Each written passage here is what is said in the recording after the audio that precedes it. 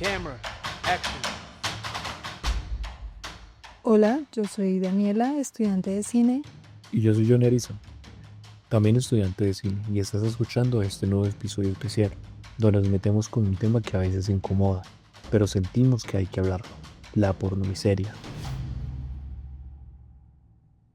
La idea de trabajar este tema surgió en una clase sobre gótico tropical, donde hablamos de cómo ciertas películas muestran lo marginal o lo violento desde una mirada externa, casi como si lo exótico y lo trágico fueran parte del espectáculo. Por eso, aunque no hablamos de un género tradicional, este podcast se enfoca en analizar la pornomiseria como una forma de representar y muchas veces explotar el sufrimiento de la pantalla, y sobre todo en preguntarnos qué hay detrás de esas imágenes. Porque seguro la has visto por ahí, esa imagen cruda de pobreza extrema, sufrimiento, marginalidad, que se presenta como si fuera denuncia social, pero que muchas veces se siente más como un espectáculo que como una reflexión. Y claro, como futuros realizadores este tema nos atraviesa. Nos preguntamos todo el tiempo cómo mostrar realidades duras sin caer en el morbo. ¿Dónde está la línea entre contar una historia con sensibilidad y explotar el dolor ajeno? Así que en este episodio vamos a explorar de dónde viene este término, qué significa, por qué surgió en Colombia y por qué sigue tan vigente hoy en día, incluso en las redes sociales, en los noticieros y por supuesto en el cine. También nos vamos a mojar un poquito, porque este no solo es un concepto de cine, es una pregunta ética para cualquiera que cuente historias. Entonces, pues, ¿qué es la pornomiseria? Todas esas escenas de miseria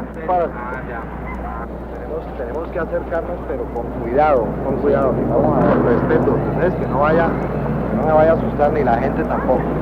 Con carro, a ver. Cuidado. De una a la cara y los niños. Corte,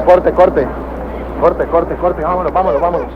Creo que quedó buenísima la vaina, vámonos. Yo creo que sí, quedó bien. Creo que quedamos como unos vampiros, quedamos como unos hijueputas vampiros, se nos bajamos ahí. De alguna manera, Un tigre de papel nace de una película anterior mía que se llamó Agarrando Pueblo o Los vampiros de la miseria.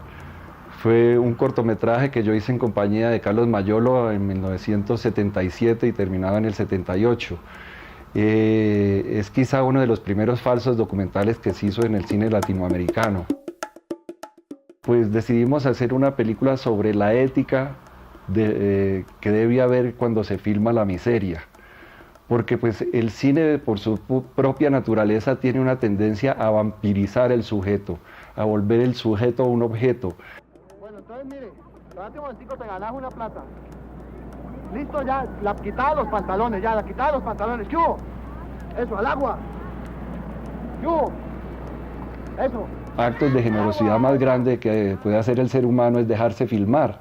Y entonces, si una persona es así de generosa, de dejarse filmar, uno tiene que ser consecuente con esa persona y no traicionarla ni utilizarla para otros fines de los cuales esa persona puede ser ajena o los desconoce, ¿no? Entonces, la película plantea ese problema.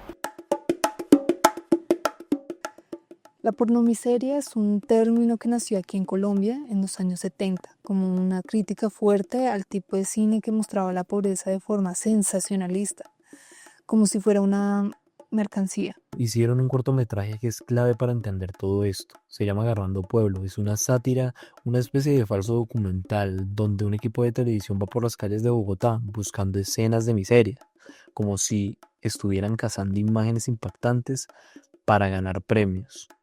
La crítica que hacían era directa: mostrar la pobreza no es lo mismo que denunciarla, y menos si quien filma se siente superior, no se involucra como tal y simplemente usa ese dolor como un recurso visual.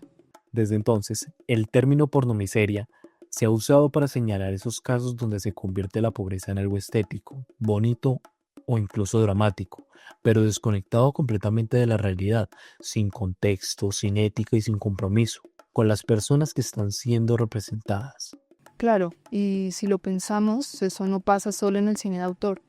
Hoy también lo vemos en noticieros amarillistas, en redes sociales e incluso en campañas publicitarias. Entonces, ¿cómo identificamos cuando algo cae en la pornomiseria? Porque no es solo mostrar pobreza, ¿cierto? El problema no es mostrar la pobreza, sino cómo se muestra, para qué y desde dónde. Por ejemplo, cuando una historia solo enfoca lo trágico, sin contexto, sin agencia para los personajes, o cuando la cámara parece más interesada en lo visualmente impactante que en lo humano, ahí se empieza a cruzar esa línea. ¿Lo tenemos? Siquiera. Bueno, siquiera. Bueno, ya vamos. ¿Qué nos falta? ¿Ah? Ya tenemos. Faltan locos, mendigos, gamines. ¿Qué más de miseria hay? A ver. Me acuerdo mucho de algunos documentales donde se ve que el director nunca se involucra. Se observa el sufrimiento desde lejos, como si la cámara fuera una especie de escudo moral. Claro, o los noticieros que entran a barrios vulnerables solo cuando hay una tragedia. Entran, graban lo más crudo y se van, sin volver, sin preguntar, sin darle voz a la gente. Y últimamente también se ha vuelto muy común en redes sociales gente que graba personas en situación de calle para decir, miren qué obra estoy haciendo. Sí, es como una evolución moderna de la pornomiseria. La pobreza como fondo para alimentar un perfil, una marca personal o un canal de contenido. Y lo más complejo es que muchas veces esa exposición no cambia nada, no transforma realidades, solo afirma estereotipos o genera lástima, pero no empatía real.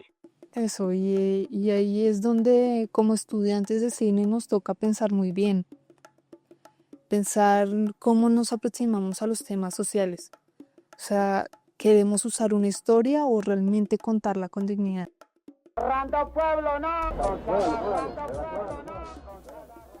Pienso que la película tiene ciertas cosas que fueron muy precoces en ese momento en que se hizo la película. Por un lado, es quizá uno de los primeros falsos documentales latinoamericanos. Por otro lado, pues es una película que mezcla la ficción y el documental, que digamos es el tema candente ahora del cine moderno. Por otro lado, es una de las primeras películas que utiliza actores naturales y la improvisación en el cine colombiano. Y por otro lado, es una película muy agresiva, es una película muy provocadora.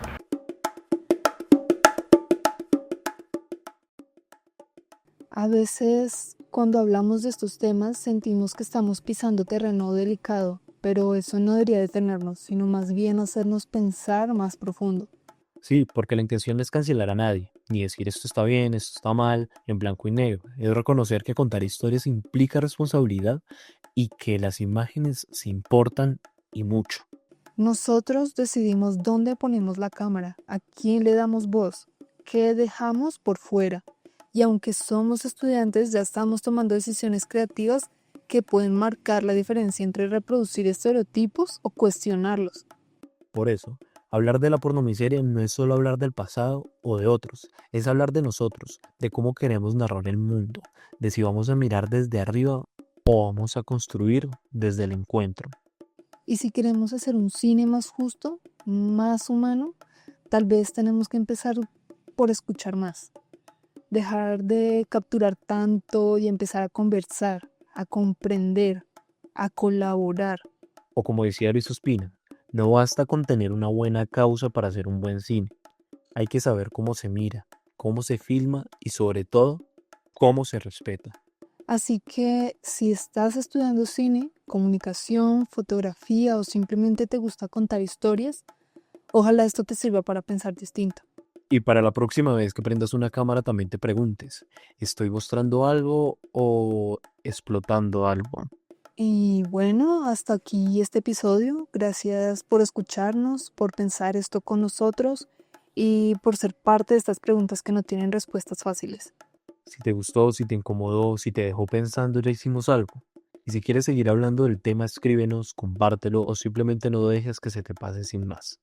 Recuerda que este espacio lo construimos entre nosotros. Somos Daniela. Yo fui John Ariza, estudiante de cine y aprendiz eterno del oficio de mirar. Hasta la próxima.